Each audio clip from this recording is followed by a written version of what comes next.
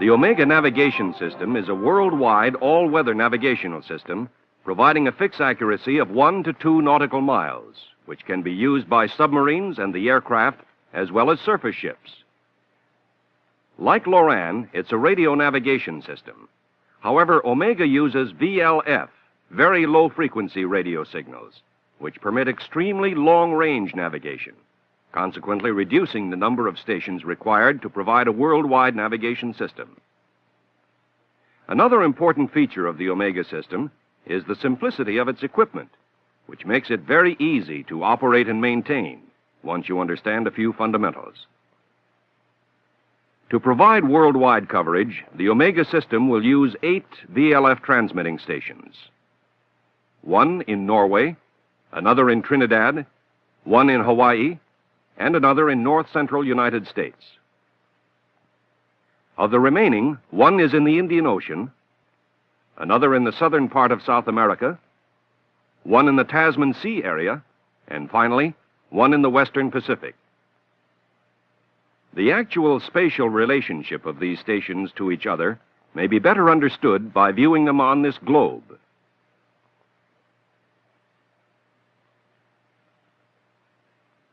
The stations are spaced so that any position on the globe will receive usable signals from at least 5 stations. Each of the stations is assigned a letter designation, A through H, and each transmits continuous wave VLF signals in the 10 to 14 kilohertz band. The signal format is transmitted once every 10 seconds, with each station transmitting in turn for approximately 1 second, and with all transmissions synchronized to a common standard time. Actually, there's a very slight difference in the duration of each station's transmission. For example, station A transmits 10.2 kilohertz for 9/10 of a second, station B for 1.0 seconds, station C for 1.1 seconds, station D for 1.2 seconds. The same transmission periods are repeated for the other 4 stations and simply rearranged in order. There is a 2/10 second separation between signals. The difference in transmission duration and position can be used to identify the different stations. However, since the closest stations will usually have the strongest signal, they are identified by their signal strength.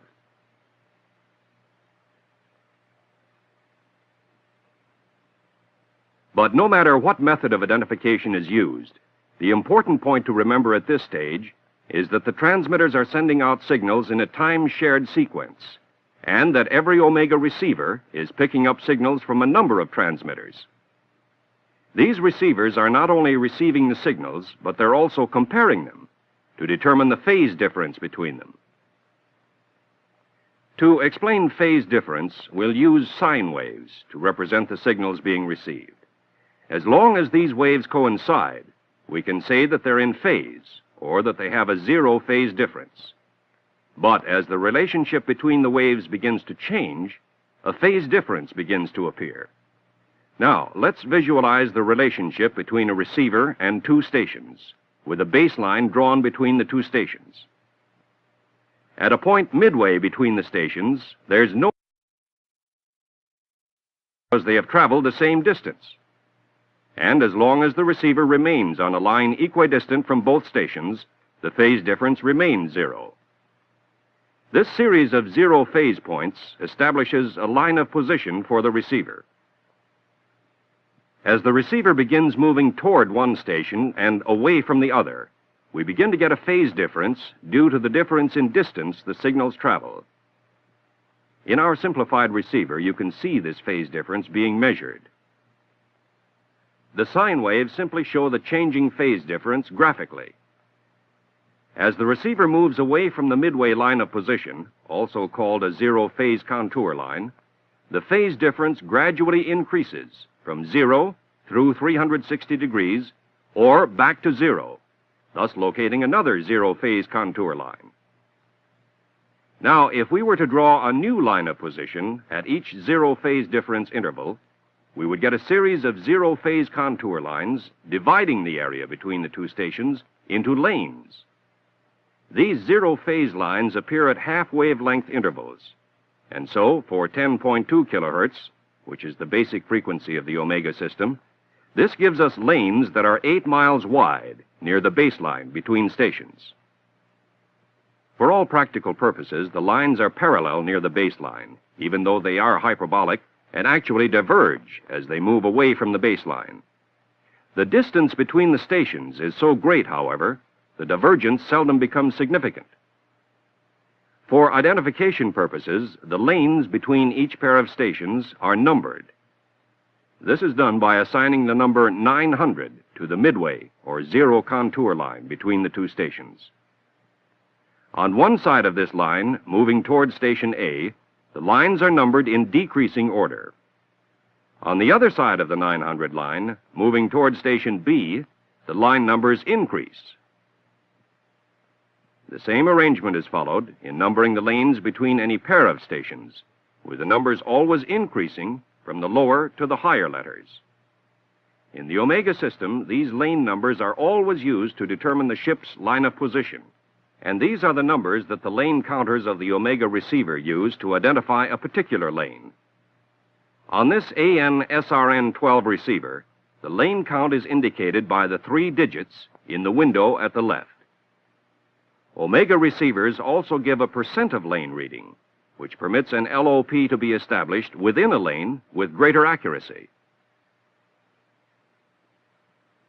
Percent of lane is obtained by treating each lane as though it were divided into 100 equal parts. For practical purposes, the percent of lane measurement is used as the measure of phase difference.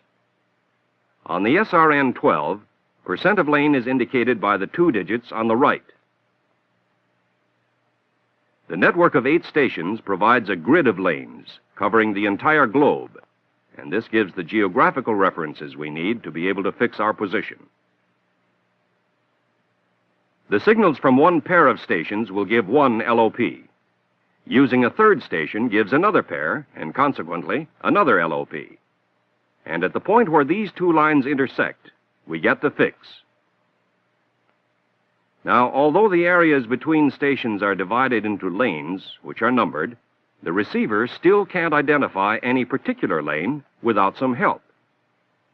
By means of phase difference, it can measure its location within a lane and count the number of lanes that it crosses, but it cannot identify the actual number of the lane, and this results in what is called lane ambiguity. This ambiguity is resolved by initializing or setting the receiver to the correct lane when it is originally turned on. This is easy to do at the beginning of a voyage, when a ship is generally at a location where its position can be accurately established. An omega chart also gives the lanes in which the position is fixed, and with this information, we can initialize the receiver. The lane counters are set to the lane numbers taken from the chart. There's no need to adjust the percent of lane indicator because this sets itself automatically. Once the counters have been correctly set, the lane count continues automatically, with the numbers of the counters continuously indicating the position of the ship as it moves across the different lanes indicated on the charts. This, then, is the way the omega receiver works. Once it has been initialized and the station pairs have been selected, the navigator takes his lane readings, first from one pair of stations and then the other pair. This gives him a line of position for each pair of stations, and at the point where the LOPs intersect, he can fix his position with an accuracy of 1 or 2 miles. Of course, if a transmission is interrupted or the receiver fails, the lane count must be reestablished before the omega system can be used again. For this reason, the navigator should always maintain a good dead reckoning track, which will assist him in lane identification. In order to reinitialize the receiver after a loss of lane count, the ship's position must be known within a half lane width, which, using the 10.2 kilohertz signal, would be plus or minus 4 nautical miles. Obviously, the whole problem of determining which lane the ship is in could be greatly simplified by making the lanes wider. Since lane width is a function of frequency, we can get the additional area simply by changing the frequency. This is precisely the way the omega system resolves lane ambiguity, by having the stations transmit at frequencies of 13.6 kilohertz and 11 1/3 kilohertz, as well as their basic frequency of 10.2 kilohertz. The additional frequencies are transmitted during the same time interval of 10 seconds, but the format is arranged so that no two stations are transmitting on the same frequency simultaneously. These particular frequencies were selected because of the relationship between them. For example, the frequency 13.6 kilohertz yields a lane width of 6 miles, so that 4 13.6 kilohertz lanes equal exactly 3 of the 8-mile 10.2 kilohertz lanes. By itself, the 13.6 kilohertz transmission doesn't help resolve ambiguities because it produces smaller lanes. In order to increase lane width, we need a lower frequency, which we obtain by having the receiver electronically take the difference between the 10.2 and the 13.6 signals, giving us a much lower frequency of 3.4 kilohertz and a lane width of 24 miles. This new lane helps resolve lane ambiguity because now we have a lane 3 times as large in which to place ourselves. And instead of being required to know our position within plus or minus 4 nautical miles, we now have a radius of 12 miles in which to establish lane count. Here's the way it works. By dead reckoning or other navigational means, we can establish our rough position within one of the 24-mile lanes. Then, a percent of lane reading immediately tells us in which part of the large lane the ship is located. Since the 24-mile lane corresponds to 3 8-mile lanes, knowing the percent of lane enables us to place the ship in one of the 8-mile lanes, and we can reset or reinitialize the receiver accordingly and resume automatic tracking.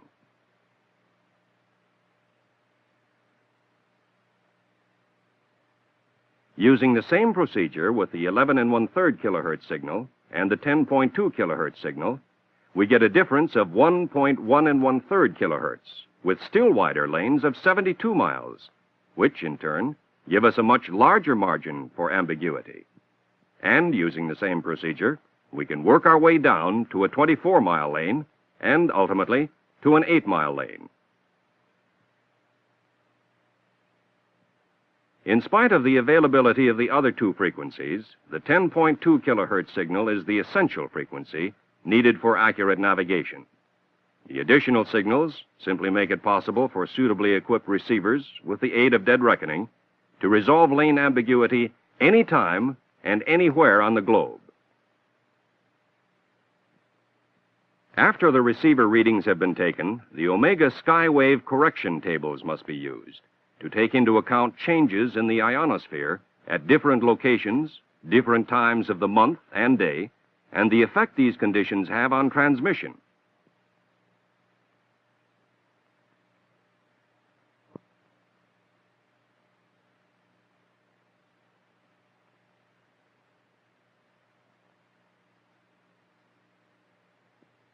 A geographical index gives the pages which apply to the different locations. And in the tables under the date and the hour, we find the amount that must be added to or subtracted from the percent of lane readings. This may also change the lane count readings.